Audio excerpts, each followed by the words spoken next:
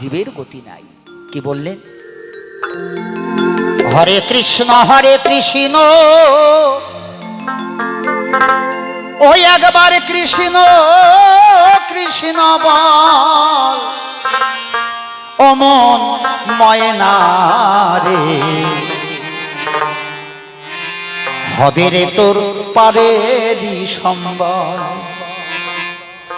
হরে কৃষ্ণ কৃষ্ণ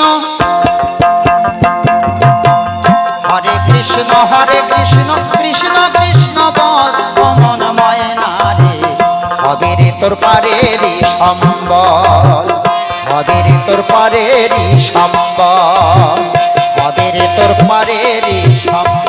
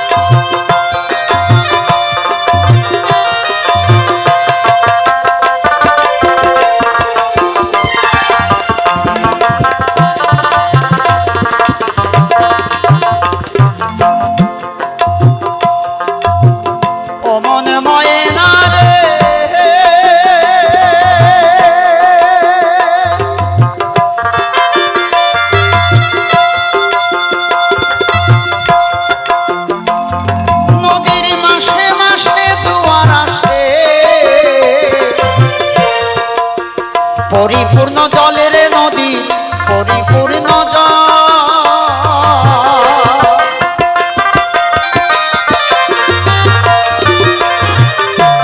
ও মনে ময়না রে,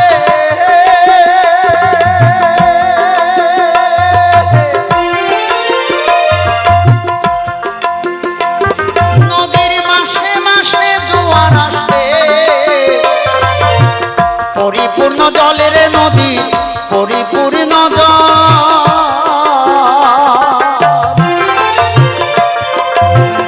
ওরে কত ধনির তরি যাচ্ছে ডুবে,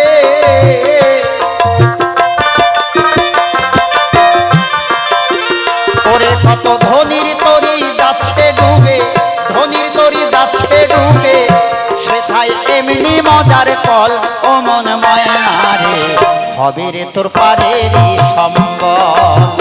হরে কৃষ্ণ কৃষ্ণ কৃষ্ণ বল, ও মন ময়না রে, হবে রে তোর পারেরই সম্বল, হবে রে তোর পারেরই সম্বল। জয় জয় রাধা কৃষ্ণ প্রেমানন্দে, হরি বল হরি বল হরি বল।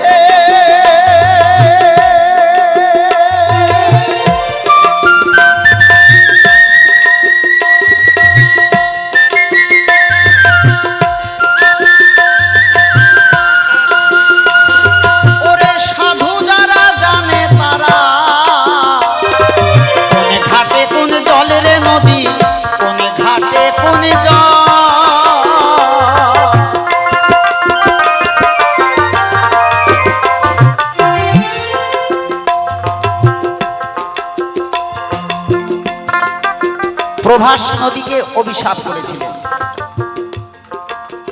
আমার মানব দেহের প্রভাস নদী কোনটা? না, প্রভাস নদী হচ্ছে এই যে দুটো, এটা প্রভাস নদী। এই নদীর জল অশুদ্ধ। আমি মনে মনে ভাবছি, কৃষ্ণ নামে যদি আমি কাঁদি, আমার চোখের জল পড়লে সেই জল মনে হয় গোবিন্দের চরণে পৌঁছাবে। না, নাও পৌঁছাতে পারে। কেন? যদি আমার এই প্রভাস নদীর জল শুদ্ধ না হয়,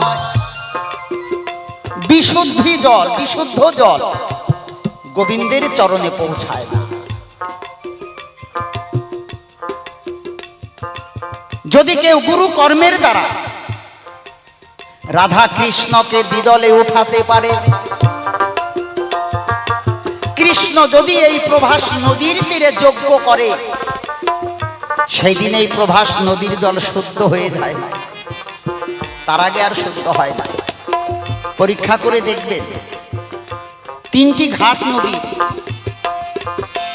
এইদিকে একটা ঘাট, এইদিকে একটা ঘাট, এইদিকে একটা ঘাট, এই 3টি ঘাট দিয়ে জল বেরিয়ে আসে। যেই দিন দেখবেন আপনার মধ্য ঘাট দিয়ে জল বেরিয়ে এসেছে চোখের, সেই দিন মনে মনে ভাববেন আজকে আমার চোখের জল গোবিন্দের চরণে পৌঁছালো। সেই জলটুকু গোবিন্দের চরণে পৌঁছালো। তাই কি বললেন?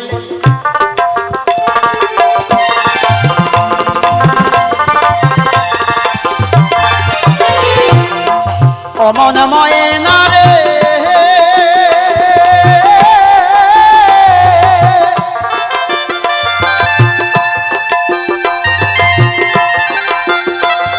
ওরে সাধু যারা জানে তারা, কোন ঘাটে কোন জলের নদী, কোন ঘাটে কোন জল,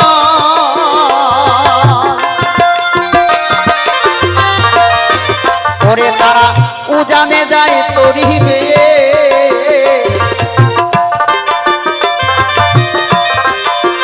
ওরে তারা উজানে যায় তরিবে, শিখে প্রেমের কল ও মন ময়না রে, হবে রে তোর পারে রে সম্বল, হবে রে তোর পারে রে সম্বল, হবে রে তোর পারে রে সম্বল।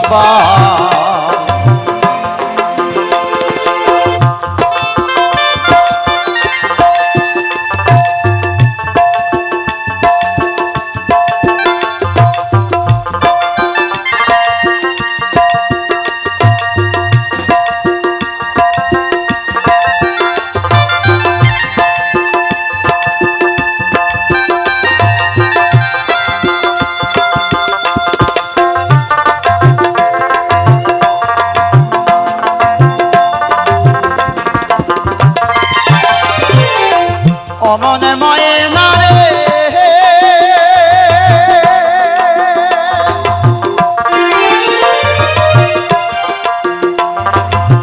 গুরু যারে কৃপা করে, ফলে প্রেম ফলে রে দেহে, ফলে প্রেম ফল।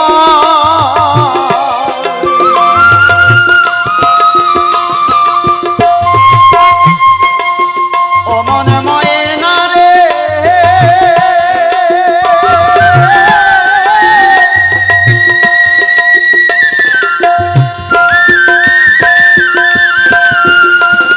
হবে গুরু যারে কৃপা করে,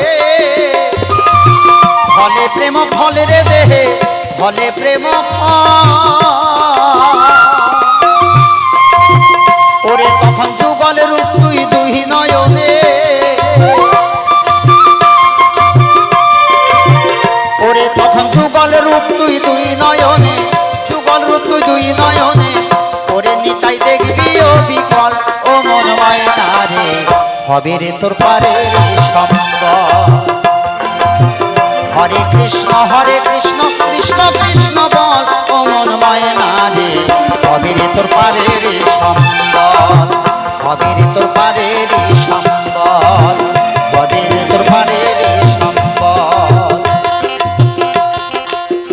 শোনো শোনো নারদ মুনি, তোমারে জানাই, তুমি যাহা জিজ্ঞাসিলে তার উত্তর দিয়ে যাই।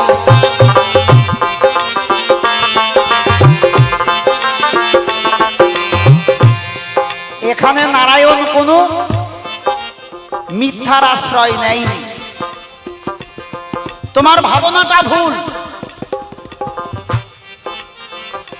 কারণ নারায়ণকে তিনি সর্বকারণের কারণ। যাহা কিছু জগতে দেখতে পাও, সবই তো নারায়ণ। তোমার রূপটা কার? তোমার রূপটাও নারায়ণের রূপ, আমার রূপটা নারায়ণের রূপ, ভগবানের রূপ, ওই রূপটাও ভগবানের রূপ। এটাই তো ভগবানের বিশ্বরূপ। একটা বৃক্ষের যেটা রূপ, ওটাও ভগবানেরই রূপ। তাহলে জাগতিক জগতে যাহা কিছু রয়, কীট পতঙ্গ, পশু পাখি, স্থাবর জঙ্গম, মানবাদি, সবই হচ্ছে আমার সেই ভগবানের রূপ। কারণ সবার মধ্যে ভগবান সত্তা বিরাজ করছে। গতকালকে বলেছিলাম, প্রাণ হই ভগবান ঈশ্বর, প্রাণ বিষ্ণু পিতামহ, প্রাণনে ধার্যায়তে লোকং সর্ব প্রাণময় জগৎ। অর্থাৎ ভগবানের সত্তা আমার ভিতরে আছে। আমরা বেঁচে আছি কার উপরে ভর করে? না পরমাত্মার উপরে ভর করে। আমরা জীবাত্মা, জীবাত্মা বেঁচে আছি পরমাত্মার উপরে ভর করে। অর্থাৎ পরমাত্মার উপরে আমরা বসে আছি। পরমাত্মা না থাকলে আমার কোনো মূল্য জগতে নেই, আমি বেঁচে থাকি না। তাহলে বিশ্ব জগতে যত রূপ তুমি দেখতে পাও, কীট পতঙ্গ থেকে শুরু করে এই সমস্ত হচ্ছে আমার ভগবানের রূপ। এটাই হচ্ছে তার বিশ্বরূপ।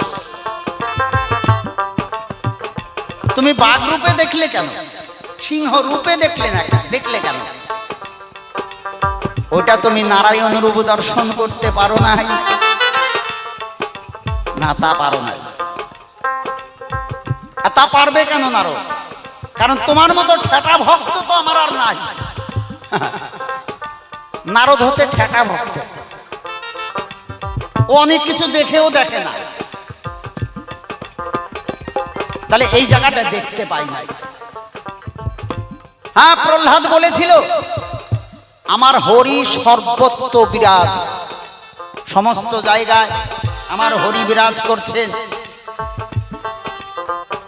এই ফটিক স্তম্ভের মধ্যে তোর হরি আছে? হ্যাঁ আছে। এ কথা ভাগবতেও লিখা আছে বাবা। ব্যাসদেব ভাগবত রচনা করে শেষ একটি শ্লোক লিখেছিলেন। যারা পড়েছেন ভাগবত দেখবেন,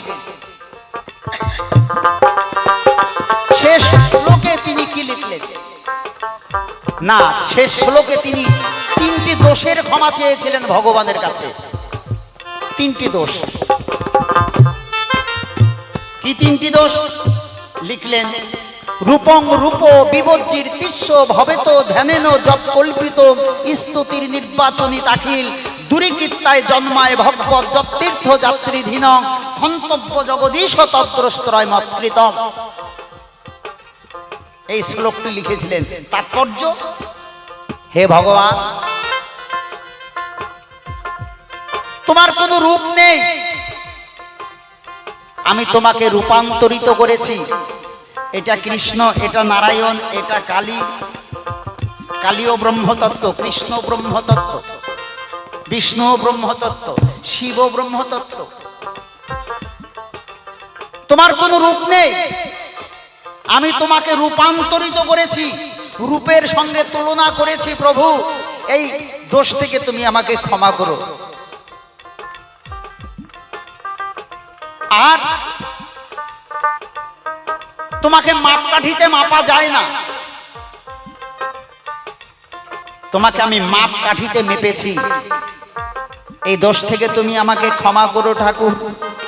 আর তুমি সর্বব্যাপী, সমস্ত জায়গায় তুমি বিরাজমান।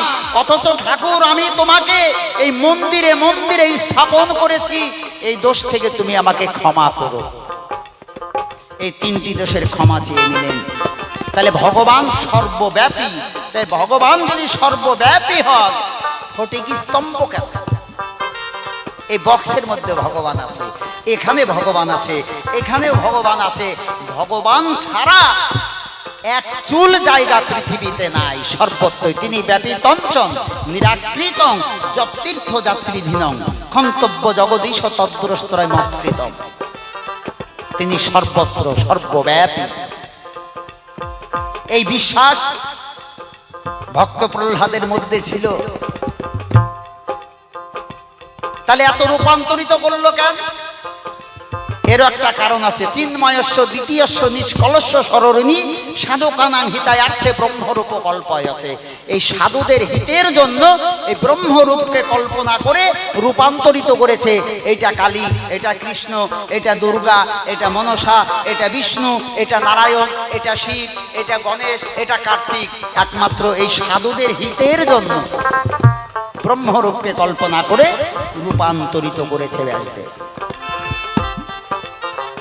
তাই বলেছে আমার হরি এই ফটিক স্তম্ভের মধ্যে আছে, কথা মিথ্যা নয়। অমিনি দেখো পদাঘাত করে ফটিক স্তম্ভ ভাঙি আজে দেয়।